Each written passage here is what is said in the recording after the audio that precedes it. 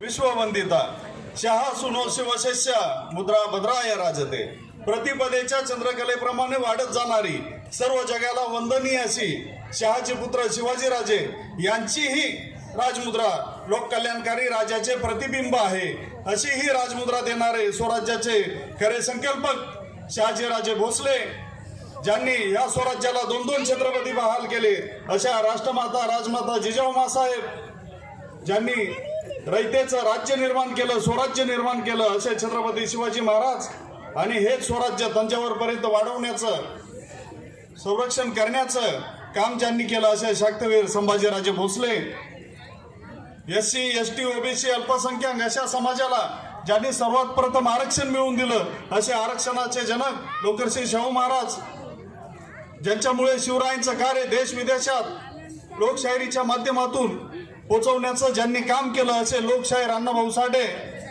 आणि ज्यांच्यामुळे आम्हाला लिहिण्याचा बोलण्याचा आणि धर्माची चिकित्सा करण्याचा अधिकार मिळाला असे भारतरत्न डॉक्टर बाबासाहेब आंबेडकर नामदेवे रचिला पाया तुका झाला सकळस या वारकरी परंपरेतील सर्व संत तुकाराम महाराज संत नामदेव महाराज अशा बहुजन समाजाच्या महापुरुषांना मी डॉक्टर योगेश पाटील विभागीय अध्यक्ष संभाजी ब्रिगेड पालघर प्रथम अभिवादन करतो।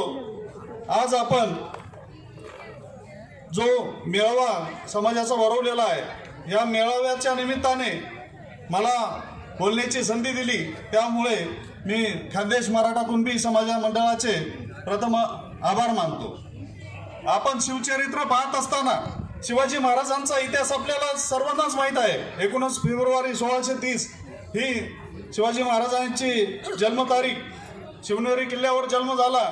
आपल्याला इतिहास सर्व माहीत आहे पण इतिहासातले काही पैलू आपल्याला माहीत नाहीत तर खरा इतिहास आपल्याला माहीत झाला पाहिजे।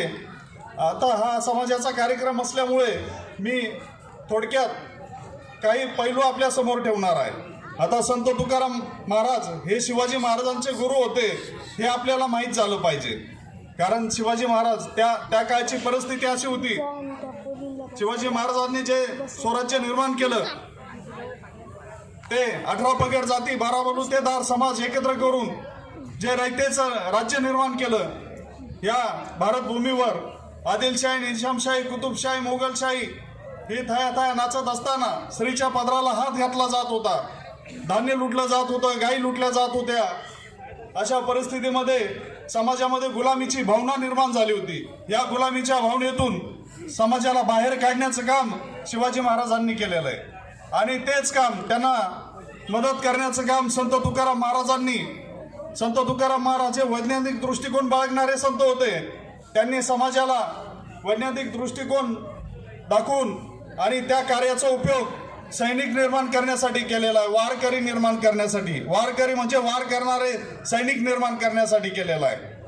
तर शिवाजी महाराज संत तुकाराम महाराजांच्या कीर्तनाला जात येत होते असे इतिहासात पुरावे आहेत आणि ज्यावेळेस शिवाजी महाराज कीर्तनाला जातात त्यावेळेस संत तुकाराम महाराज शिवाजी महाराजांना उद्देशून म्हणतात शिव तुझे नाव ठेविले पवित्र छत्रपती सूत्र विश्वाचे की म्हणजे शिवाजी महाराजांना छत्रपती उपाधी देणारे संत तुकाराम महाराज हे आधी आपण लक्षात घेतलं पाहिजे।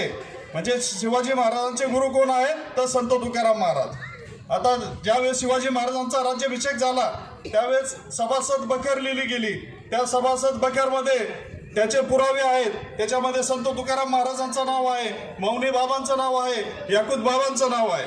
त्याच्यामुळे कधी आपण लक्षात घेतलं पाहिजे संत तुकाराम महाराज हेच शिवाजी महाराजांचे गुरु आहेत आणि शिवाजी महाराजांनी जे राज्य निर्माण केलं शेतकऱ्यांच्या भाजीच्या देठालाही हात लावायचे नाही असे सैनिकांना ताकीद दिली म्हणजे अशा पद्धतीची राज्य व्यवस्था निर्माण करणारे ग्रामसेवक पाटील हे आजकाल आपण जे पद पाहतोय जी ग्रामरचना पाहतोय त्या पद्धतीचं शिवाजी महाराजांचं त्या काळची जी रचना होती ग्रामसेवक होते कुलकर्णी होते जो कुलकर्णी होता तोच आजचा ग्रामसेवक पोलीस पाटील होता त्या काळी।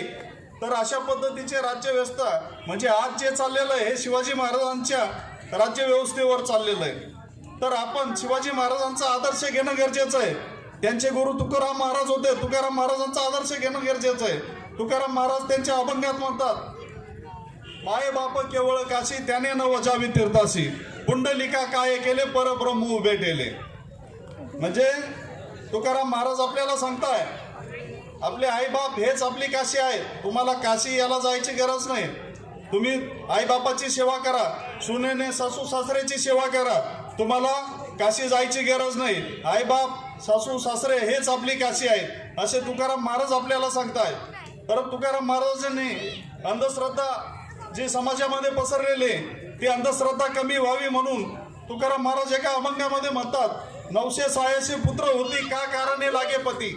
जर 90 करून मुलं होत असतील तर पती करण्याची गरज काय.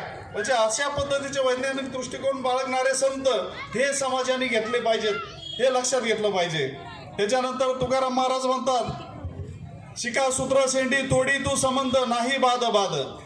म्हणजे तुकाराम महाराजांनी सांगितलंय, शेंडीशी आणि जानव्याशी संबंध जरी तोडला तुम्हाला कोणतीच बाधा होणार नाही. म्हणजे अशा पद्धतीचे विचार तुकाराम महाराजांचे होते, हे आधी आपण लक्षात घेतलं पाहिजे. आणि तुकाराम महाराजांचे घराघरात पारायण झाली पाहिजे. शिवचरित्राची घराघरात पारायण झाली पाहिजे.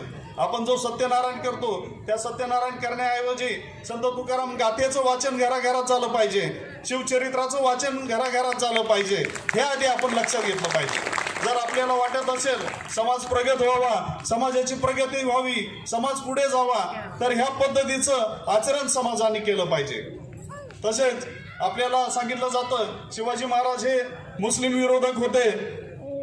शिवाजी महाराजांचं युद्ध हे धार्मिक युद्ध होतं, परंतु तसं नाही. लक्षात घ्या, शिवाजी महाराजांसोबत 18 पगड जाती एकत्र होत्या.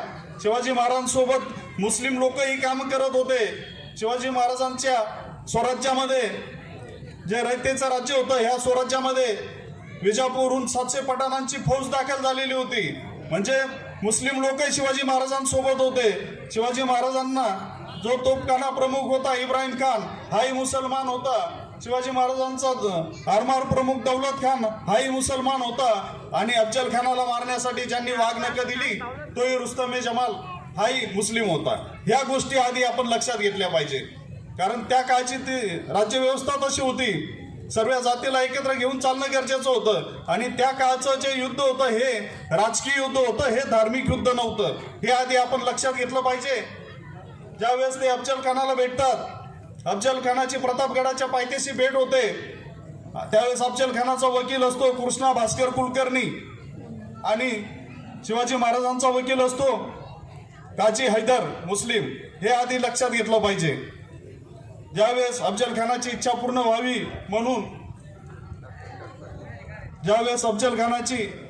व्हावी म्हणून कृष्णा भास्कर कुलकर्णी हा शिवाजी महाराजांवर वार करतो. त्यावेळेस शिवाजी महाराज एक गाव 2 तुकडे करतात आणि मनुस्मृतीमध्ये जो कलम लिहिलेला होता ब्रह्महत्या पाप आहे हे मोडीत काढतात. हे आधी आपण लक्षात घेतलं पाहिजे. आज आपण समाज बांधव सर्व एकत्र जमलेला आहात आणि समाजामध्ये एक अजून एकत्र जमताय, हे एकदम चांगला योगायोग आहे. ह्याच महिन्यात संत तुकाराम महाराजांची जयंती आणि छत्रपती शिवाजी महाराजांची जयंती आहे आणि त्याच महिन्यात तुम्ही कार्यक्रम ठेवलाय, सर्व समाज एकत्र केलेला आहे. एक आदर्श आहे. आणि अशा पद्धतीचे मेळावे आपण समाजाने एकत्र घेतले पाहिजेत, कारण समाजाच्या ओळखी होतात. समाज कोण प्रगतीपथावर आहे, कोण कसं काय काम करतं हे सर्व आपल्याला समजतं. आणि आपल्यामध्ये समाजामध्ये जी खेकडा पद्धत आहे ती पद्धत आधी बंद केली पाहिजे. ज्यावेळेस आपल्या समाजाचा व्यक्ती पुढे जातो त्यावेळेस समाज पुढे जातो, हे आधी लक्षात घेतलं पाहिजे. आपण काय करतो, आपल्या समाजाचा जर व्यक्ती पुढे जात असेल त्याची बदनामी करत सुटतो आणि त्याला मागे कसं खेचायचं बस हाच प्रयत्न चालू असतो. जर आपल्या समाजाचा व्यक्ती पुढे जाईल तर आपण पुढे जाऊ, हे आधी लक्षात घ्या. आणि माझी समाजाला एक विनंती आहे, घराघरामध्ये संत तुकाराम महाराज व छत्रपती शिवाजी महाराज यांची पारायण करा. जय जिजाऊ, जय शिवराय.